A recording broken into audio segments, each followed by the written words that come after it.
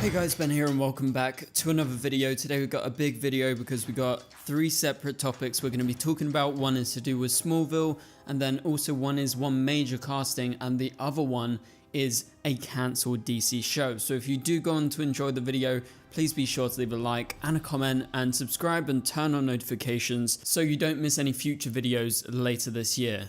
Okay, so as I said, we got a lot of topics to talk about.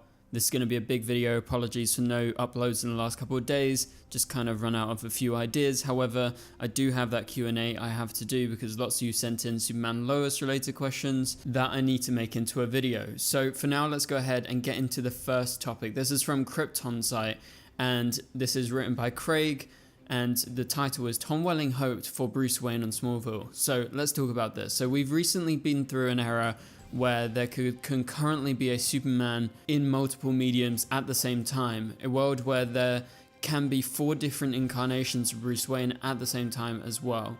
So aside from Superman Returns coming out while Smallville was still on the air, that didn't happen as much back in that time, which provided limitations on what could or could not be done, which is entirely true. Like, this is a huge thing that we talked about over the last however many years with the Arrowverse, because they were heavily restricted at times, but sometimes, like in the case of Superman showing up in Supergirl, they actually got a pass.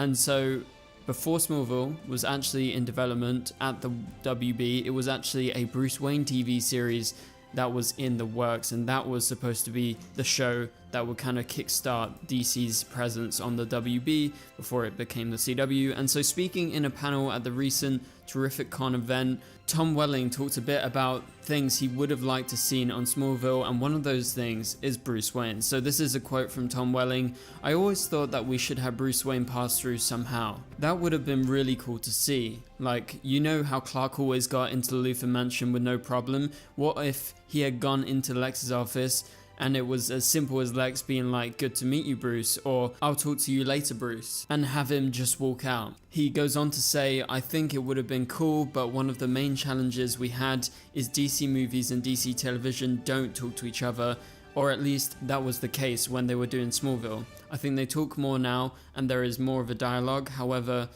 it's obviously different because this is a DCU and James Gunn is making TV shows and films. With the Arrowverse, it was very strict at first, as I said, but it got a little bit more leeway as it got bigger and bigger." And so there's another iconic moment in Superman lore that Tom would have liked to seen, and he says this: "I think one of the most iconic scenes that I remember from Superman 2 was when he loses his powers and he's in a diner and he gets beaten up, and he goes back and he got the guy." So hindsight is 2020, but we could have ripped that scene off pretty easily, and that would have been fun. So there you have it. This is what Tom Welling has said at a recent Comic-Con convention. What do you guys make of it? Would you have liked to seen Bruce Wayne in Smallville? I certainly would have. I think that would have been a great cameo. I mean, you had so many characters on Smallville.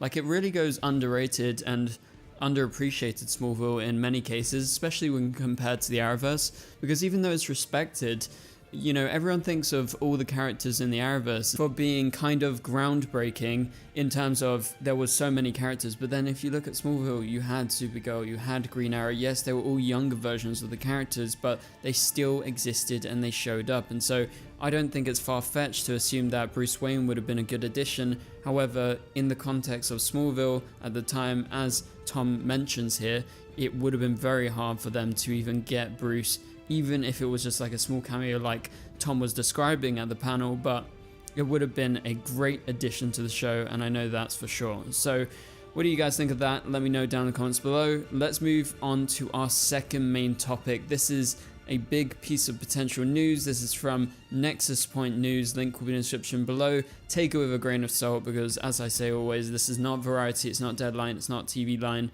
So we're just going to have to trust their sources. And so this is the article title: "Exclusive. Josh Brolin has been offered the role of Hal Jordan in DC Studios' Lanterns." So Lanterns, obviously the big show coming out relatively soon for the DCU. We don't know exactly when it's coming out, but we know that the writers have all gathered. We know that there is the creators, they've been chosen, and I think they're ready to go sometime soon. I don't know what stage the screenplays are at. They're obviously going to have to get all of them done and up to a good standard before they start filming, but I'm presuming they're going to film sometime at the start of 2025 or just into the new year. And so with Lanterns, this is what they had to say, because they have exclusively learned that Josh Brolin has been offered the role of Green Lantern Hal Jordan in DC Studios' HBO series Lanterns. This version of the character is described as a Lantern legend and will be a veteran member of the Corps, so he's not going to be a new version of Hal Jordan just joining the Corps for the first time. This is going to be a veteran Green Lantern, and so white actors in their 40s and 50s were being looked at for this role, but it was determined that Josh Brolin, who you guys have seen in numerous projects including June recently, was the top choice for the role of Hal Jordan and what they want to go for. And so it's important to note that although Brolin has been apparently offered the role of Hal Jordan, it is uncertain whether he will accept it or not. If he were to turn down the offer, they will move down their shortlist to the next option.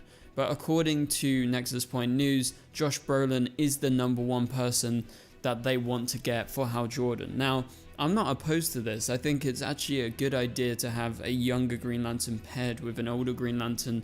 So I presume in this case, Jon Stewart would be the younger Green Lantern, whoever turns out to play him in Lanterns. And I'm a big Josh Brolin fan. I think he's a great actor. I'm sure most of you guys seen him in June, but also he's great in No Country for Old Men. And it should be mentioned that he's been involved in DC before, and he played Jonah Hex in the 2010 film Jonah Hex, so he's not a stranger to DC, and we know that DC don't mind getting back legacy actors. Yes, Jonah Hex wasn't the most popular film in the world, but it still got at least a little bit of sway, and I think DC fans would like to see him come back to DC in James Gunn's DCU. And obviously Lanterns is the HBO series, it just got moved there recently, and it's been described that this is kind of like a buddy cop show where you have Hal Jordan teaming up Jon Stewart, who is another Green Lantern, and potentially we might be seeing more Green Lanterns come into the fold. You could be looking at Guy Gardner coming in. Obviously we have him in the Superman film, so it makes sense that he would show up at some point in Lanterns. So just before we move on to the next topic, I just want to emphasize once again, you have to take this with a grain of salt. This is according to their sources. This source hasn't been corroborated by reputable outlets yet. However, I did see that Jeff Snyder, who used to work for Collider, he actually said he got similar information, and so it could be a possibility that Josh Brolin might be playing an older version of Hal Jordan. Well, he's not even that old, but compared to Hal Jordan that we normally see, who's normally like maybe in his 30s going towards 40s, so it will be a little bit different from the Hal Jordan we're used to. Okay, so let's move on to our final main topic. This is from Variety. They have officially revealed that a DC show has been cancelled, and this obviously comes after infinite cancellations for DC shows, that being especially over on the CW, because Nexstar in 2022 they went rampant after they took over from the old regime at the CW, and they cancelled shows like Legends of Tomorrow, Stargirl, Batwoman, and more.